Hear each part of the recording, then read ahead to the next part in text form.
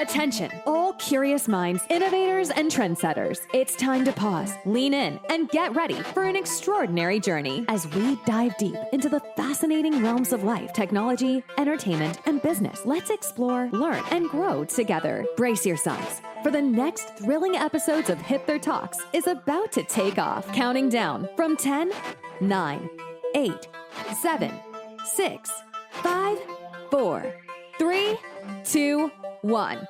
And here we go. Hi everyone, Zoltan here. We're back again this week, and this time we have a special edition. We are helping spread a message which is very important in November. You probably heard of the Movember movement, and the team at GameOn had this great idea to host this small webinar, which I think is going to have a big echo.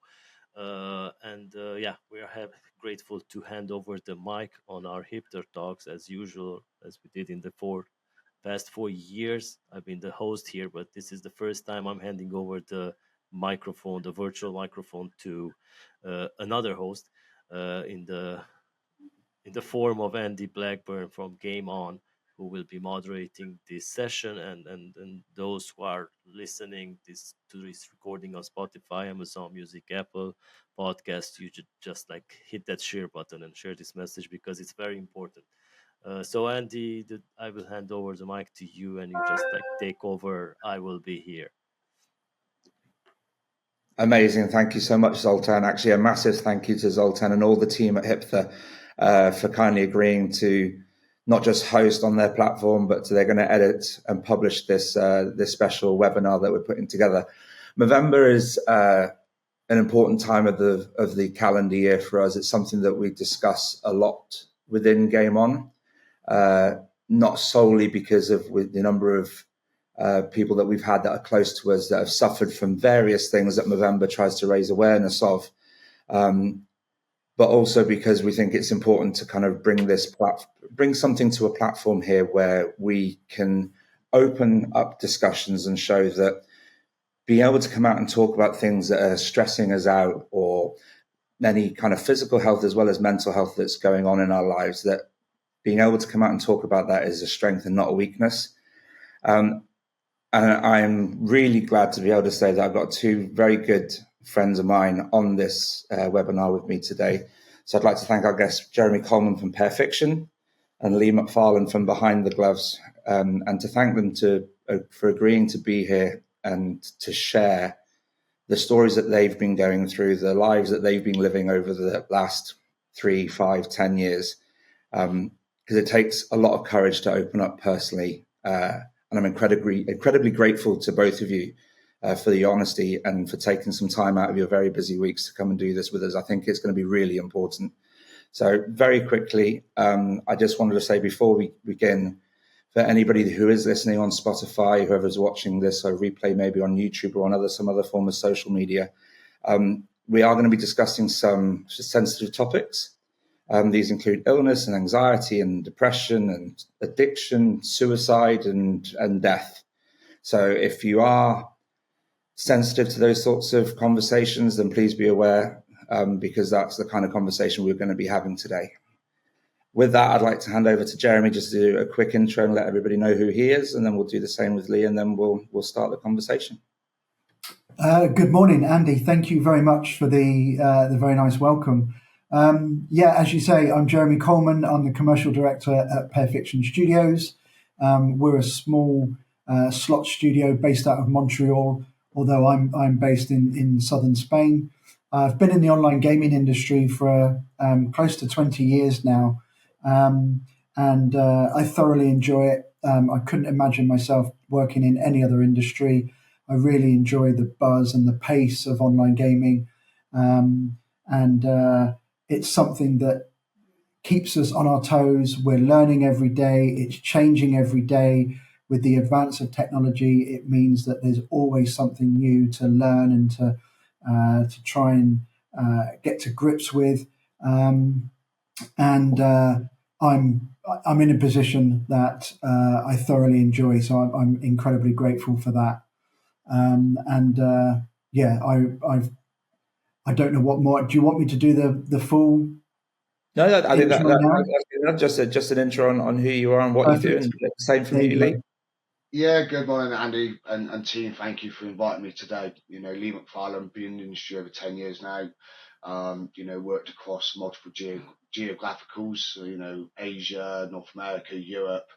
Really excited to be here today and talk about my experience and my journey. I'm always grateful being able to have the ability to pass on some of my experience, lived experience and knowledge that can help or potentially help just one person. I think that's really, really important, especially during this month of November. So Andy and the team at GameOn really appreciate your invite to come to discuss that today. No, thank you very much for agreeing to come on this with us. It's I'll put my hand up and say I've actually got a bit of anxiety and nervousness because I've never done anything like this before. So it's good to be getting this message out. So for those who aren't aware, because Movember with an M isn't kind of a worldwide global thing, and we all know that the internet and social media has that worldwide and global reach. It's something that started in the UK. Probably 8 to 10 years ago is when I first remember seeing it, when the first PIN badges were coming out. And back then it really was mainly to do with testicular cancer. And then it led on to prostate cancer as well, obviously the two cancers that affect men.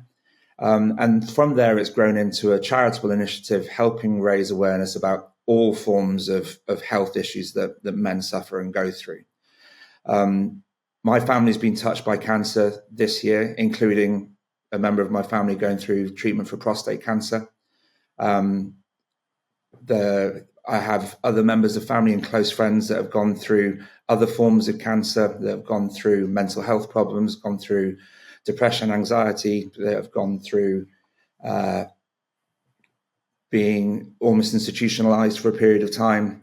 And I think the more I've spoken about this to different people from all walks of life, not just through gaming, is how quickly you realize that everybody knows someone, at least one person that has gone through something like this before. So because it started off with as a male cancer charity, I'll hand over to you, Jeremy, to maybe go through just kind of an overview of what you've been going through for the last few years. Yeah. So I'm a man in his early 50s. I was seeing my GP for something fairly ordinary and mundane, and he said to me, "Well, Jeremy, now that you're a 50-year-old man, you need to have something called a PSA test." And I said, "Wow, what's a PSA test?" And he said, "It's just a simple blood test that will check if there's any problems with your prostate." And I didn't really know much about my prostate. I didn't know where it was, didn't know what it did.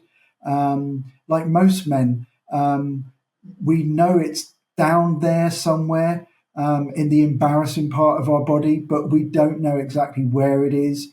And anyway, I had a blood test, and the PSA score was slightly high, despite the fact that I had no symptoms for any urinary issues or anything like that at all. And the long and the short of it is, I was referred to a urologist in a hospital in southern Spain, who did a series of tests.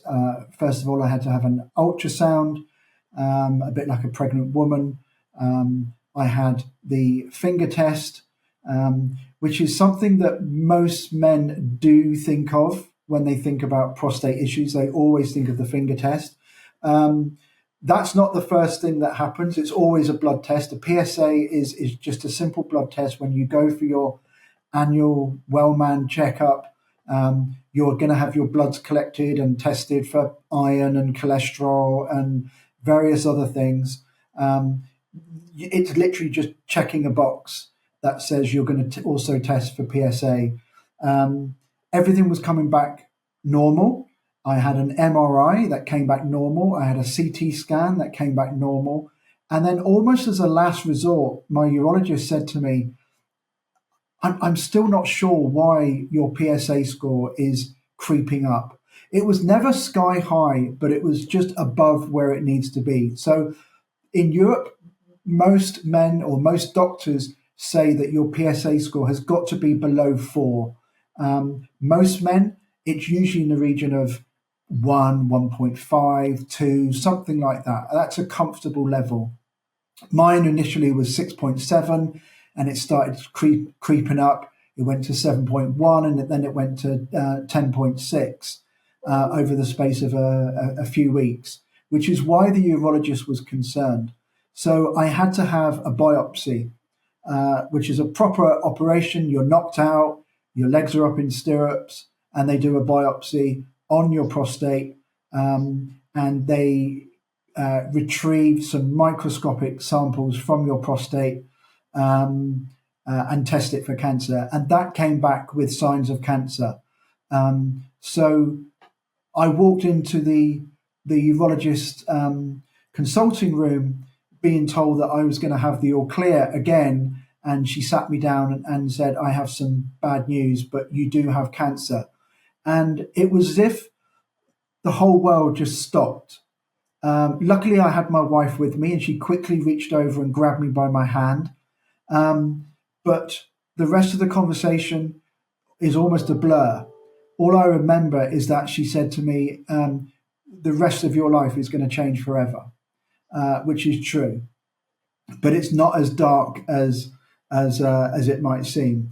Fortunately, in my case, the cancer was caught very early. I did not have to have chemotherapy. Initially, I was offered the option to have surgery and have my prostate removed, but I was then given another scan with, in Spain, they call it with contrast. So what they do is they inject like a radioactive fluid in your veins, and that lights up any signs of cancer in your body. And they found that I also had a small cancerous growth in one of my vertebrae. So it's metastasized from my prostate, which is down near my bladder, all the way up to 2/3 up my spine. Now, you could argue, yeah, but Jeremy, you're not a very tall man. That's not very far. True. If I was 6'7" instead of 5'7", that's more of a jump. But I am unfortunately only 5'7". But it's very rare that prostate cancer will metastasize up into the spine. It usually, if it's going to move to another place in your body, it will usually be in the lymph nodes, close to your prostate. It could be in your bladder, it can be in your pelvis, and maybe even in your ribs. But to go up to your spine is quite unusual. So the option of surgery was taken away from me, and I immediately started having radiotherapy, and I had very aggressive radiotherapy on my spine, and then a short break, and then I started taking some medication, and I had 28 sessions of radiotherapy on my prostate, which is tough. It's not easy. It's no picnic. It's not as tough as chemo, but having all that radiation put into your body day after day, it's really draining. It's really tiring. You feel like you're constantly being punched in the pit of your stomach. You imagine Lee when he's got his boxing gloves on and he's just punching you just in the, below the belly button area, and he's just constantly standing there punching you over and over and over again. It really was uncomfortable. It's got to be exhausting. Say again? It's got to be exhausting. It was shattering. It was really tiring, because you're trying to function as well as can be. Because of the way I am with my work, I didn't take a day off work. I would work in the mornings, and I would basically sleep and be in the bathroom in the afternoons and the evenings. Because of how close the prostate is to your colon, it affects your toilet habits. So you have constant diarrhea for about 10 hours of the day, starting in sort of like mid-afternoon until you go to bed. and that as well is exhausting. But you get through it, and I was very lucky. I've got a very, very good team. My oncologist is wonderful. My urologist is wonderful. The people at the cancer clinic were all amazing. And I got through 28 sessions. It's a lot. It's not as many as some men have to do. If their cancer is more aggressive or if it's more advanced, they can do up to, I've seen 54, 56 sessions, which, this is every day. So you're going Monday to Friday every day at the same time. So, it's quite tough. And then you get past that. And then you start the next stage of your treatment, which is hormone therapy. Because prostate cancer has a very nasty habit of coming back, even after surgery. So even when men have had surgery to remove their prostate, it has an annoying habit of coming back again. So I'm on a 6-monthly injection, which I've had this morning, by the way. Today was the day that I had my 6th monthly injection. I've just been to the cancer clinic. And I have to take a tablet every day. And those two medicines combined block the production of testosterone, which obviously is the main male hormone, because prostate cancer feeds off testosterone. So if you have very little or no testosterone in your body, in your bloodstream, then the chances of that cancer coming back is pretty much zero. Now, the side effects of not having any testosterone is very unlikely I'm ever going to grow a big bushy beard ever again. In fact, I'm not shaving anywhere near as much as I used to.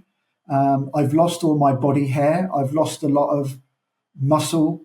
I was never a muscly guy. I was, I've always been healthy and I go to the gym, but I've lost a lot of muscle because muscle is something that testosterone can help grow, which is why it's included in certain steroids.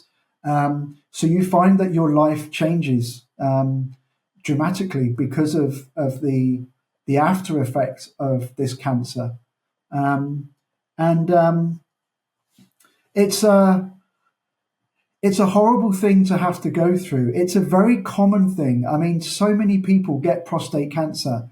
And I was reading some stats, and if I get these slightly wrong, I apologize, but 1 in 8 men in the UK could get prostate cancer. The fact is, most men don't know that they've got it. Like I said, I had no symptoms. I had no knowledge that there was anything wrong with me whatsoever. And I could have carried on living. If I didn't have that PSA test, I would have been none the wiser. That growth would have carried on growing in my spine. It could have ended up eating away at a particular vertebrae that it was in. It was the size of a lentil when the doctors found it. It could have got to this, a bit bigger, a bit bigger, a bit bigger. And then it could have really sort of disintegrated that vertebrae. And I could have ended up in a wheelchair, the doctors told me. And even just the straightforward prostate cancer, if it's allowed to grow, it's very, very difficult to for it to be treated. And we've seen famous people have to have treatment for prostate cancer. And there's the Olympic cyclist Chris Hoy, or Sir Chris Hoy, who's only been given, I think, 3 or 4 years to live, and he's got prostate cancer, but it's so advanced that they say that there's nothing that they can really do for him. And yet I think he's late 40s or maybe 50 now. So it's a real wake-up call. So it's very common. Most men actually die with prostate cancer. They don't die from it. So they might die, and if they were to have any form of, what's it called, when their body is opened up by a doctor, they say, "Oh, did you know that Mr. Smith had prostate cancer?" And their partner or wife, husband, whoever might say, no idea that he had that. So, like I say, a lot of people die with it, not from it. And it's more common in African American males than it is Caucasian males. And Asian males get it a lot less frequently. So your genetic makeup plays a big part on whether you're likely to get it or not, which I find fascinating. Is it because of where people live? Is it because of genetics? Is it something hereditary? I've no idea, but it's a very, very common cancer. So whenever people are talking about prostate cancer or they're talking about men's health, for me, I'm always happy to get involved, and I'm really happy that you asked me to do this, Andy, because like I said to you before, when I realized that I had this, and when I completed my treatment, and I posted on LinkedIn and Facebook that I'd had cancer and that I'd got through the treatment and that I'd had an all clear from my oncology team, I was never interested in doing something like running the London Marathon or swimming the Channel. I have every admiration for people who do that, but it's not me. For me, it's about awareness. And I've been on a bit of a mission for the last sort of like year or so to say to men and women, please look after yourself. Please go and get yourself checked. Whether it's your prostate, whether it's for men, whether it's your testicles, for women, if it's your breast, go and have a mammogram, go and get your smear test done. It's uncomfortable. We don't like it, but it has to be done. So I'm much more about the communication and the drive to get people tested than any charitable cause. From my perspective, I'm never going to put on a pair of shoes and run the London Marathon. However, if somebody did, I could try. But if you were to do it tomorrow, or Lee, I would be the first one to put my hand in my pocket and say, there you go, there's a donation, because I'm super proud of you for doing it. It's just there have to be a lot of training put in before somebody my size could run the London Marathon. Possibly. But I think you would have the determination to do it, Andy, to be honest. Yeah. But, the thing that gets me is the people that I know that have gone through the same thing that you've gone through. There's a massive differentiation in your ages when you were diagnosed. And the thing that really sticks with me is, with all cancers, as we know, early detection is the most important factor. Absolutely. In terms of survivability, right? Yeah. The pushing that message to everybody about, look, you're going to go for a blood test at some point in the next 12 months anyway. This whole thing where they used to say, right, we give it to men over 50, which like what they did to you. There's a big push in the UK now saying, we'll do a PSA test. They want to start introducing PSA tests on the NHS for over 40s. So off the back of, obviously, you made a big push saying men go and get checked. I went and got checked because I was having my yearly checkup anyway. And you're right, it's one more vial of blood. You've already got the cannula in your arm or your wrist. They're going to take 2 or 3 to do your cholesterol, your iron levels. They do the diabetes check once you get to a certain age. They're taking one more vial to check for PSA makes zero difference to the fact you're already having bloods taken. So I think there's one message we can take from your side of this discussion, mate, is every bloke listening to this and every woman listening to this, get your men, get your brothers, your dads, your uncles, get them to go and just have it done. Because if you have it done on a regular basis, that's when the doctors can see, oh, look, it's rising slightly. Yours is rising slowly, but over a very short period of time. So you're obviously very, very lucky that they caught that at such an early stage. Yeah. But if you're going once per year and having it checked and they see a slight uptick, at least then you're being looked at straight away. Exactly. And I would echo that, Andy, because men can often be terrible at going to the doctor, but women, I think, are better at going and seeking medical help for anything. They are far better than men. I mean, men could literally have their arm hanging off and they say, well, I'll take 2 paracetamol, it'll probably be fine in the morning. But if their wife, their sister, their mum, their daughter, their best friend nags them into going, they might go. So the message is not just for men, and it never was. I made that clear in my LinkedIn post. It's about the men, but it's also for everybody. And if you're looking specifically at prostate cancer, a lot of people are going to say to their husbands or their brothers or their uncles or their dads or whatever, have you had a PSA test done recently? And they say, oh, I'm not bothered with that. I'm not, no, please, can you go and get it done? Because, I've just seen somebody I know has gone through it. And I'll tell you something that really, really hit home with me. So like I said, Andy, I put this message on LinkedIn, and I also reopened my Facebook account, and I put the same message on Facebook because, there's old school friends and so on and so forth. And they're all going to be the same age as me now. So they're all going to be in their early 50s.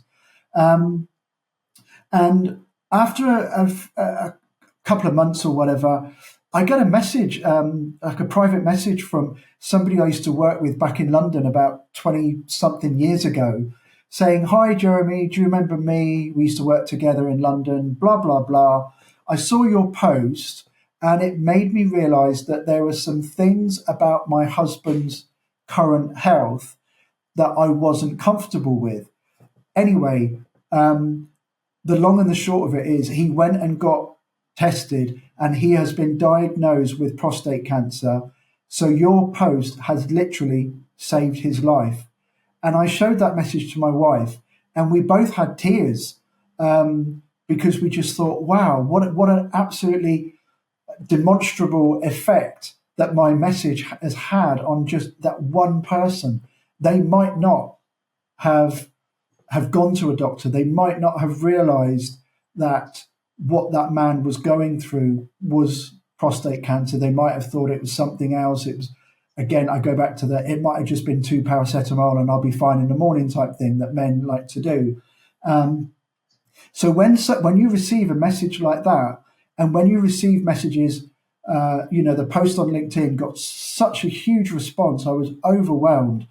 People like you, Andy, saying to me, I've just been and got myself tested because of you. And I've had mine done. Yeah, I've had mine done. And there was almost like a collective of colleagues and friends on LinkedIn saying, thanks very much, Jeremy. I've just had my PSA test and I'm all clear. And you think, thank goodness for that. It's the emotional side that comes with it, right? The fact that, yes, I've been really poorly. Yes, I've been going through this. I'm going through my own personal battles. But hey, look, if I can save one person I know from having to go through it as well, or I can get them to get checked early on, there's a real emotional side that comes with that, and as well as the emotional side that comes with the rest of it, right? So when you're sat there going, why me, and the stresses that come with that. Yeah. I always thought the why me. I mean, somebody did say to me early on when I got diagnosed, oh, you must be sitting here thinking to yourself, oh, why me? Why me? And I said, no, I don't think that, because prostate cancer can affect 1 in 8 men. It's not as if I had something that was only affecting maybe 1 in 2 billion men. Then I could possibly think like that. But if it's affecting as many as 1 in 8, that's quite a high chance that if it's not me, it's going to be people I know. So I never felt the why me, because I just thought that's a wasted emotion. There's no point feeling sorry for yourself because it doesn't solve anything. So you've just got to get on with it. You've just got to say, okay, the medical situation is this. I have to go through the treatment. But then you get through it. And then I suppose on the other side, the difficulty for me was for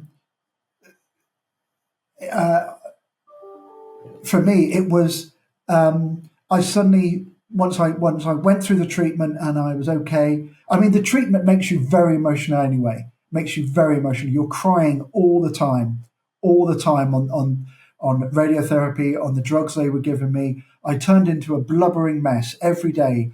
I mean, I would be working from home every day, and sometimes Teresa, my wife, would come into the home office I've got here, and I would just be sat here in a flood of tears, and she'd say to me, "What's wrong?"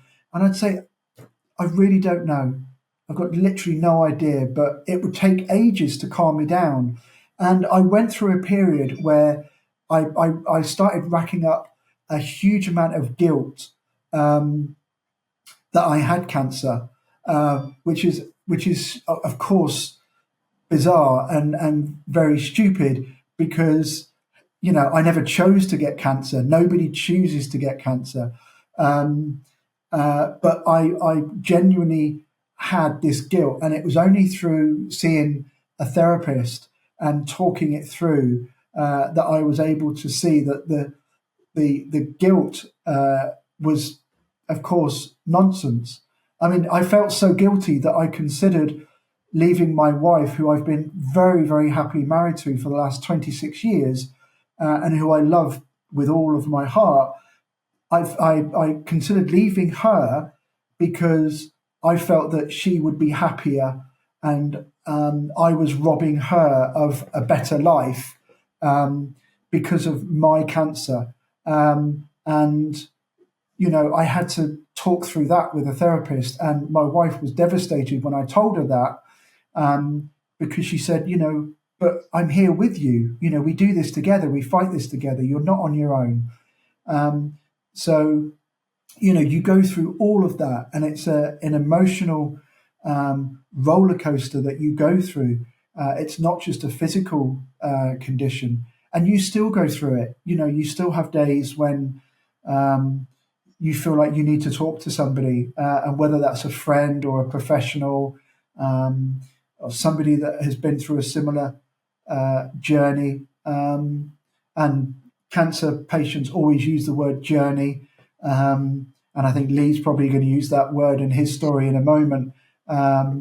It is a journey that you're going through, and you shouldn't ever belittle the journey that you go through. And I got told off by a very dear friend of mine who had a very bad case of breast cancer, and she went through absolute hell with her breast cancer. She had to have the chemo, lost all her hair, ended up weighing sort of like next to nothing, had to have a double mastectomy. And I said to her, "You went through a situation far worse than I did." And she almost slapped me around the face, and she said, "Never ever say that about yourself. Never ever say that your journey was not as bad as mine. It's not a competition. What you went through was difficult. What I went through is difficult. We're here to support each other. Don't ever think that you're not worthy of saying that you've been through something difficult, because we both have."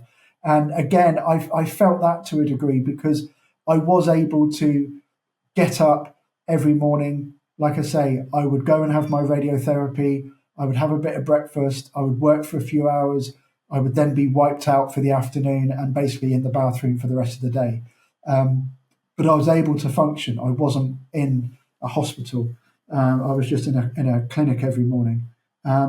So it is a real journey, and the roller coaster that you go through takes you through a lot of ups and downs, unfortunately. But the more you talk about it, the better it becomes. I'm a big advocate for that. Mate, thank you so much for your honesty and your candor. I think it's a really important story that you told. I know it's your story, it's very personal to you, but I think it's really important. And the final thing you just said there, I think, is the most important thing, whether it's to friends or family or to a professional. I think being able to talk about those sorts of stresses and the anxiety and the feelings that came with it, the mental health aspect that was unfortunately plugged in after the physical health diagnosis, I think is a real important part of it. Lee, Yes, I think it might be your turn to say a few words, mate. perfect. Firstly, Jamie, again, I love the word journey because it's never ending. We just have to keep plodding along. And the thing that I took from that, I am that man that will take two ibuprofen and just go, next time, I'll do it next time. The one thing I took from your message after this, I'm going to go and call the GP, and I'm 42 years old. I'm pretty physically fit, but I'm going to go and get the PSA. So I thank you for allowing me to do that. And I also took that Andy's going to run the London Marathon. I'm sure Andy said I'm going to. Sure I heard that. So, but no, look, Jamie, great journey, man, and long may it continue. Let's just go back a bit on this. Again, I'm very, very open about my journey. I got diagnosed with PTSD 4.5 years ago. I've had it. I know I've had it for many, many years, and again, it goes back to I'm okay. I want to say that I'm okay, and I knew I wasn't, but as a man, and again, as a man who has, naturally, I want to be okay. I want to be physically fit. I want to be mentally fit. I couldn't allow people to see that I perceived myself as weak if there was something wrong with me mentally. And so I spent years hiding that, and again, alcohol was kind of my personal medicine. So just to go back on the story a bit, I joined the army at 16. I was what I call a toe rag through school. So I was expelled from schools. Violence was always a big part of my life, and again, both in the family household, outside, and through that, I had this view of the world, and again, it was all about that macho man.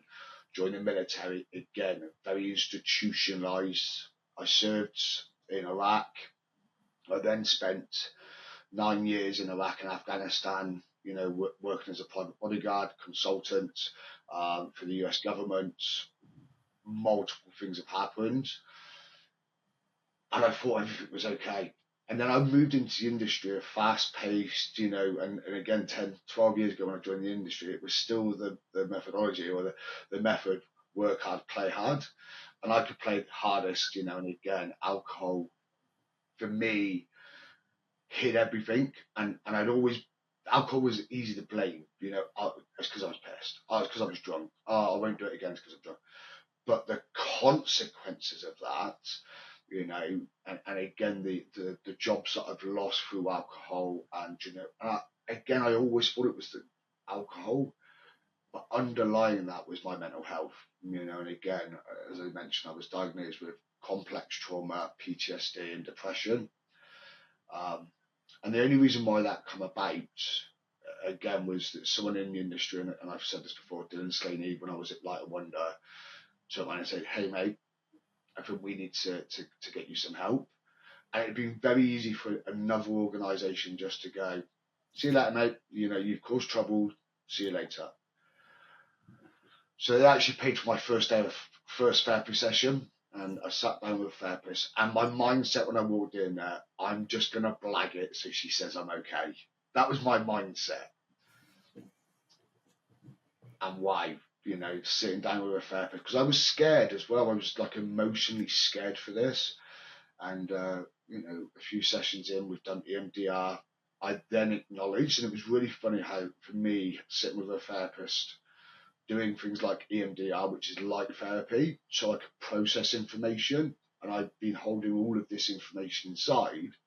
I wasn't processing it. It was just sat there, and it was actually the crux of where my drinking comes from. Just for those who wouldn't know what was it, EMDR? Yeah. You just give us a quick. Yeah, so EMDR is it's light therapy. So there's a light in front of you, and you follow the light, and as you're following the light, you're talking about the things that are inside you. Whether that's me shooting someone, You know, we had a massive RTA. I was blown up multiple times, and just took, because I've never truly processed that information. And so what the light does, it lets your right side of your brain process your left side of the brain's information. And so, like, and I was very, very skeptical of this EMDR. I say, did you walk in there going, "This is a load of hippie bollocks"? 100% do that. And I'm like, and what's really funny is it starts off really slow. The light starts off really slow, and I'm like, okay. And it took a couple of sessions, but wow, did it work? And so I was able to start opening up about a lot was inside. You know, and it's still there today. You know, and then again, I still, you know, I still have nightmares, but I have now had the tools. I have the tools to work through. It's really interesting. I had a period a few years ago, and I, quite a few of my friends, both inside and outside of the industry, know this, but I had a period of suffering from anxiety. I didn't like getting on airplanes anymore, which, when you have to travel as much as you do in this industry, wasn't great. And it's weird to use the word tools there, because I went and saw a therapist about it, and that was it. She gave me a number of tools, and actually now one of them is a physical tool, and I'm actually sat doing it whilst I'm listening to you, which is really weird because it's in my subconscious. She said, "What's one thing that you've always got on you? Do you have like a lucky penny? Do you have a photo in your wallet of your wife or your kids or something?" I said, "Well, sometimes I leave my wallet at home and I only take a bank card out, especially if I'm in a new city that I don't know and trust. You take one card, a Revolut that you can easily cancel. You take your phone, you take some cash." I said, "But I don't take my wedding ring off." She said, "Next time you're feeling anxious, that's now going to be your anchor."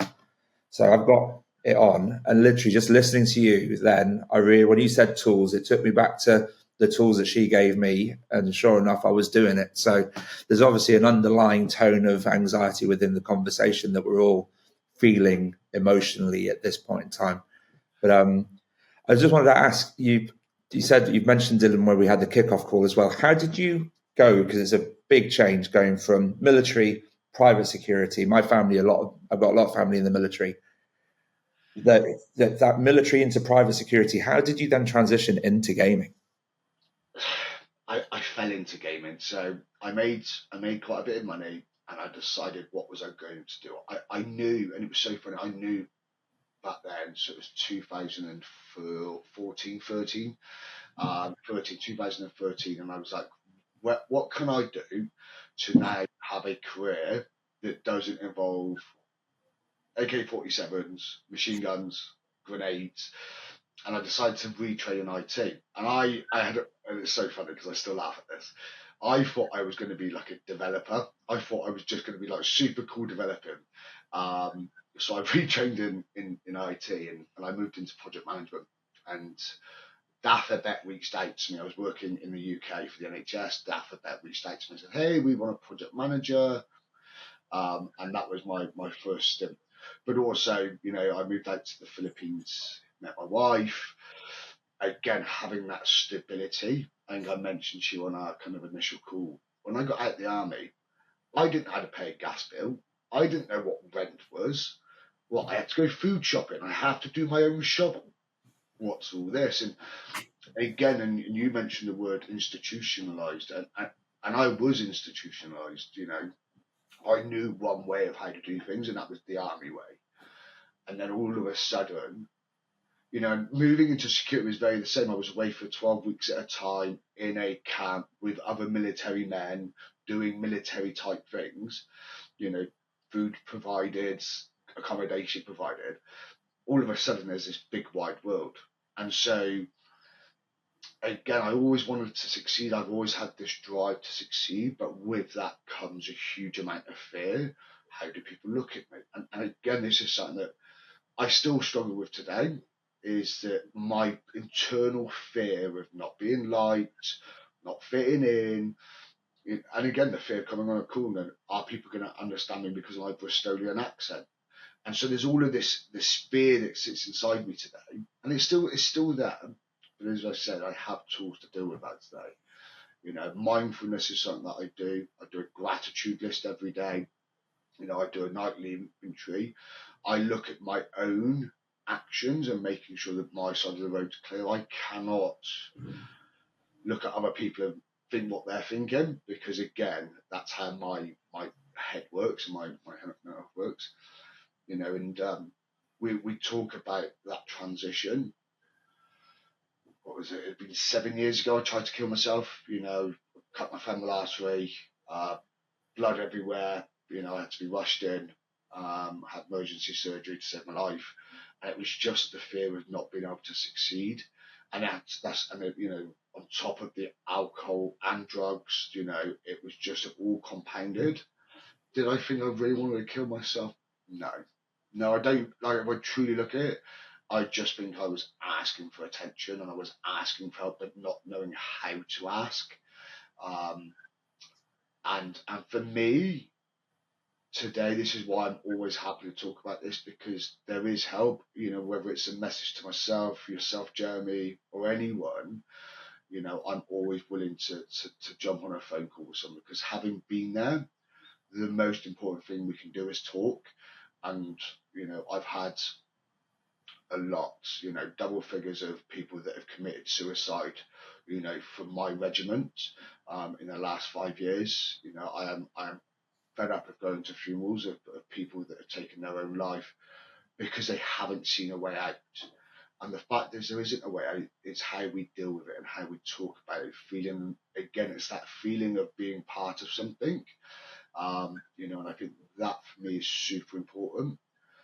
Life's not easy, guys. And this is the truth of it. Life's not easy, but we are able to look at ways forward. And again, the talking of things, you know, Jeremy, you mentioned it. Just sometimes I don't know how I'm feeling. I don't know why I cry. I'm the same, you know. There'll just be moments when I'm watching a TV program, and all of a sudden I'll burst into tears, or I'll have drips of tears. And I'm like, why are you crying? And I'm this hard looking, feeling, you know, big guy, and I'm sat there emotionally drained. It's amazing how the people that you speak to that go through something to do with mental health, the proportion that I know that finally reached out and got help or got to a breaking point. You got to a breaking point that was really serious, mate. And it's same as I said to Jeremy, thank you for sharing it with us, because I think if we can reach out to one person and get them to find help before they reach a breaking point, it's going to be amazing. That's a great success for us. I got to a breaking point as well. I got to a breaking point where I even said to Sarah, I said, is this what happens when people have mental health issues? They get to the point where they go round and round and round, and they then no longer can see a way out, and the only way out is the end, because that's how I felt like my brain was spinning. It's like, I cannot continue forcing myself to go through something that is so painfully uncomfortable to go through. And it's not physical, but it hurts. It really bloody hurts. So if I can take one thing from this, if anybody listening to this or anybody watching this, if you feel like you're heading towards a breaking point, go and speak to someone now, whether that is a friend, a colleague, a family member, or a professional. Go and do it, because it's worth it. I promise you it's worth it. What is the help that is available out there, even after one or two initial sessions, you'll start to realize that there is more going on in life than what's going on in your head at this point in time. I wanted to very quickly touch on, because I'm conscious about time creeping on, the charitable initiative that you're doing with Behind the Gloves, mate. If you can give a quick overview on that, because I've seen some of the photos and the videos of people looking very, very upset and crawling around on the floor at the end of some of the training sessions you're doing around some of the trade shows and the expos that we go to. So why don't we'll move this now onto a kind of a positive note now towards the end, and give us the insights into what you're doing. So Behind the Gloves, you know, it's been running 3 years. It started on the back of the Oliver's Wish boxing. I trained the first group of fighters for that: Nick Wright, Brady, you know, Beardy. And what I noticed when I was doing that is that actually their camaraderie, their engagement, their happiness increased through that physical exertion, that being part of something, but also being individual. So having that, so I started to run, you know, a couple of sessions per year through the expos, and the community has now grown. So we now have a community of like-minded individuals that go and get some blood, sweat, and tears in the gym, and that connection that is created has allowed us to, again, create this really engaging community. And on the back of that, we generate funds for local grassroots charities. So again, my life started in a gym, boxing gym at a young age, and seeing what some of these community gyms are doing. So being able to support that to impact, those communities outside of our industry by doing what we love to do, which is, again, that energy. And then one thing I just said on top of that, people are turning in their late nights for early morning sessions because alcohol, again, I'm an alcoholic. And I'm seeing a change in the industry where people are looking after their physical wellness and their mental wellness. And just one more thing I would say, Andy, you mentioned around going to speak to someone. I would recommend to anyone, most companies now offer some kind of, physical therapist as part of your wellness package, as in your company. Use it. It's there to be used, and you'll be surprised. Even if you don't think you're okay, you'll be surprised what you learn about yourself through that process. And any senior management that listen to this, or any business owners, if you don't already offer a mental health or a physical health benefit within your package, then it's time to look into doing so. I think that's a really important aspect as well. I think as a society and as an industry, I think we're far better at that than we were even sort of like 10, 20 years ago. Men are not afraid, increasing numbers of men are not afraid to admit that they're not okay and that there is an issue, whatever that issue might be, whether it's physical, whether it's a mental health issue, whether it's anxiety. They're more open to saying, I need help. And that's the first step to saying, I need help. I need something because I'm not great at the moment. And men being men, we traditionally would see that as a sign of weakness when you have to make that admission. It's not. Like you said at the very, very beginning, Andy, it's a sign of strength. If you are brave enough to say, like Lee, we literally just said, I am an alcoholic. I mean, when you go to an Alcoholics Anonymous meeting, the first time you go there and you say, hi, my name's Lee and I'm an alcoholic, that's the first step of beating that demon, of beating that addiction. And you have to keep admitting that to yourself, because otherwise you won't get past it, because it is an addiction. So whether it's an addiction, whether it's anxiety like you're going through, Andy, whether it's something physical, being able to say, I need to speak to somebody, I need some sort of help, whatever that help is, and it will differ depending on the circumstances, it makes the world of difference. I mean, like I said, I went to see a therapist, and I only had 4 sessions, and in the end, the therapist said to me, I don't think I can help you anymore. You've now understood that feeling guilty over having cancer is a ridiculous idea, and you're now happy. And she said, you're walking in with a big smile on your face, and I can see that, where on the first day you were coming in and you were very sort of, the weight of the world was on your shoulders, and in 4 sessions you're now sort of like much brighter and much more cheerful and bubbly. And I'm a naturally happy person anyway. Anyone who's known me for years will know that. But you go through those periods when you're not happy, and how do you get yourself out of it? Well, it's very easy to speak to somebody and talk through whatever that issue is, and you will get through it. I got fired by my therapist. She said, I can't help you anymore, get out. And I said, okay, all right, well, I think you've done a great job. Thank you very much. And I can joke about it. Obviously, people that need longer term help and support, it's there for you. Take it, use it to your advantage. My situation was, I compartmentalize what I'm going through. There was the diagnosis, there's a treatment, there's the ongoing bit. of the therapy, the medication that I'm on every day, and I've split it into thirds, and I'm in the third section. Some people don't do that. It's just one long continuous journey, and so they might need one long continuous period of help.